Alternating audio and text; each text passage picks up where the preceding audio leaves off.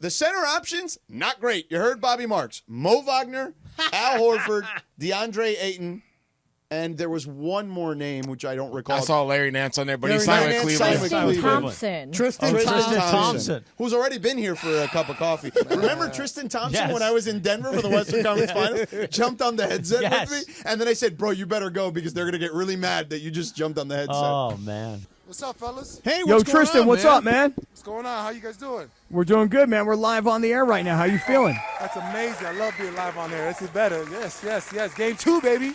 Yeah, let's go. Let's get it. I'm going to get in trouble if you stay on for too long. Tanisha's going to get really mad. Okay. I apologize. So, yes, that was fun. You I ready love for Tristan. Mo Wagner 2.0? Mo Wagner, Mo back. Actually, Mo Wagner did not play terrible, I thought, for Orlando last year. But I'd rather him than DeAndre Ayton. I'm saying, like, the role that he's going to have to play coming with the Lakers, he's going to have to be their starting five know, if that's that terrible. comes in. And Mo Wagner's not a starting five. He's a great He was role their backup, player coming off the bench for Orlando Magic. He did a great job diving in that role.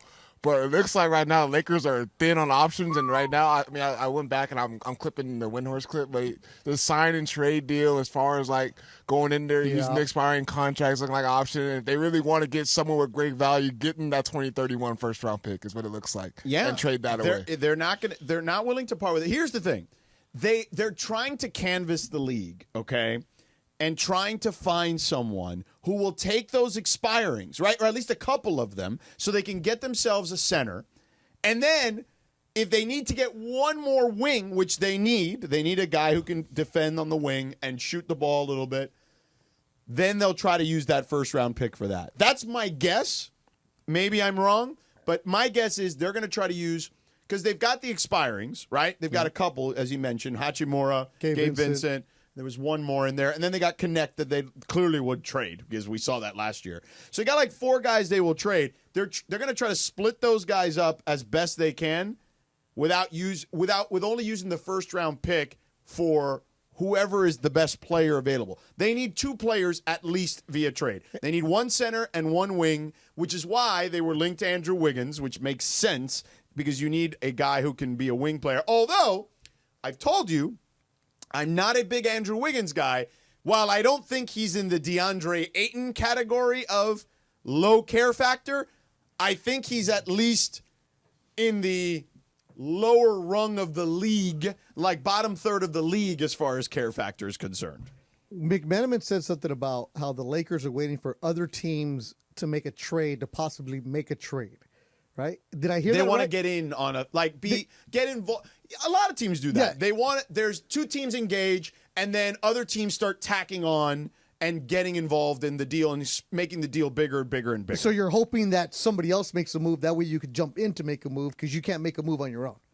Well, you need. Yeah, I mean, look, that's where they're at right now. They need help. The Lakers don't have assets to make it work on their own for the most part without giving up that first round pick. But when you need multiple players, you only got 1 pick to use, you need help from other teams. And if that doesn't happen, then what's going to happen to you, right? If that falls apart, what plan do you have? This is contingent on the Lakers hoping that other teams help you out and make their plans happen. And if that blows up, then where are you going to be at? Mo Wagner, come on down. That's the plan.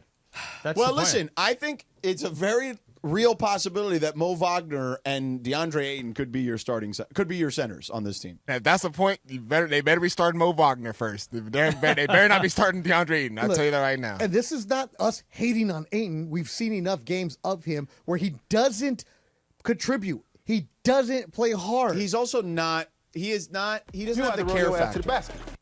Okay, sorry. Go ahead. You have to roll your ass to the basket. Exactly. But UD also said a lot of what his game is. He has described his game perfectly and how it doesn't work with Luka. It's literally what I said yesterday, and people were coming at my neck. But here's a guy who's played 20 years in the NBA who just said it. You know what I'm saying? Like, so I'm telling you, like, this is not a great fit. No. Unless he's going to. No, we didn't have that right. You have to roll your ass to the basket. Right. That's not DeAndre's fault. He didn't know it was coming. Again, when a team is paying Stay ready, you don't have to get ready. When a team is paying you to go away at 26, he's 7 foot. What do they always say? They can't teach height. Right. Right? 7 foot, 26 years old, former number 1 pick. Size matters. And they're telling you, go away, get away from our young players. Yes. You're poison for here. It's not we good. got nothing with you. It's not good. So let's bring him with a ultimate pro in LeBron Luka, who wants to win, and a team and his organization where you take pride in making sure that you're wearing that purple and gold the right way. Yeah. Hey, let me just be aloof and go through the motions here. That's not going to cut it with the Lakers. I mean, what UD was what he's saying on there, it sounds like Deandre Ayton's play style would not fit at all with the Lakers team. He said he wants the ball in his hands. He wants to be in the post. He wants to shoot that little mid-range jumper. He steps out a little bit occasionally here and there. But It's a terrible fit. But that's not ideal for a Luka Doncic situation. Dude, that was Porzingis. And Porzingis is way better than DeAndre Ayton, and it was a disaster in Dallas. Well, if everyone keeps talking about, like, one of the main reasons that Portland wanted to get rid of him was because he was, like, there was some adversity in the locker room with him, and he was not professional. He's not professional. He wasn't a good locker room citizen. Right. He's basically a jerk to everybody. Don't you think that I know that LeBron's not like the guy anymore, but do you think like LeBron's gonna be like, man, I'm not gonna put up with that bleep and you'll be out of here? Like, correct. You know what I mean? Like, I feel like if you're not gonna like step up to play well and like, you know, bring it when you're playing with LeBron and Luka, then like, should you really even be in the NBA anymore? But there's a point in your career. He's 26 years old. He's at that point right now that they shouldn't have to coach you on work ethic. Right. They shouldn't have to coach you on, hey, look, man, you can't be having bad attitude. He's been in the league 7 years, man. There is time now. It's like, all right, man, you're established now in the league. There's no need to be having these bad habits. So here's a question I have for you, George. Mm-hmm. We all watched as Brian Kamenetsky had the board there. No, Bobby Marks. Kind of looks like Brian Kamenetsky had the board of what free agency looks like, what their depth chart looks like, what the team looks like, what the cap looks like for the Lakers, right? Mm-hmm.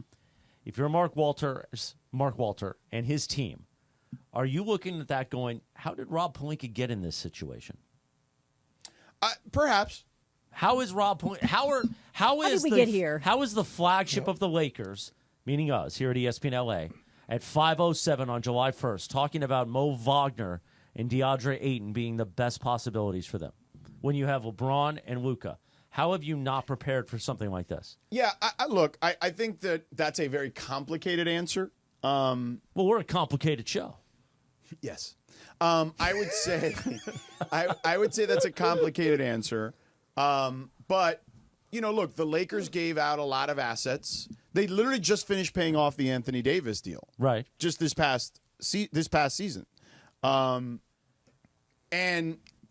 you know, they just have been cap strung with assets. They gave away one for Russell Westbrook. They gave away assets for Dorian Finney-Smith. They gave away 5 second-rounders for Rui Hachimura. You know, they've given away a lot of assets.